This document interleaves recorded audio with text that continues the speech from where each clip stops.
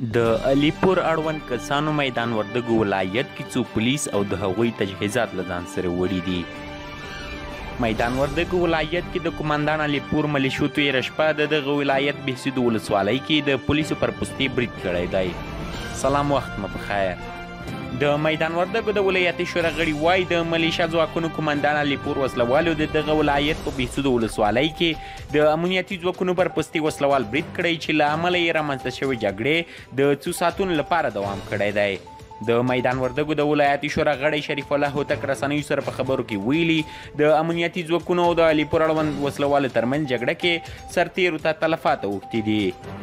بلخوا د میدان وردګو د والي ویان محب شریفزی وایي دغه وسلوالو د پوستې تر نیولو وروسته څو پولیس او د دوی یو هماوي ټانک، یو رنجر موټر او یو اندازه سپکې او درنې وسلې هم له ځان سره وړي دي. علیپور په میدان وردګو ځینې نورو سیمو کې د پاڅونوالو قومندان دی چې سلګونه وسلوال یې تر قوماندې لاندې دي. د راپورونو له مخې په دې وروستیو کې په میدان وردګو کې د علیپور په نوم د غیر مسؤلو وسلوال د قومندان فعالیتونه زیات شوي دي. تر بلې ویډیو مو پلي او بخونکي خدای سپارم هر چیرې چې یاست تاسې بریا زموږ دعا.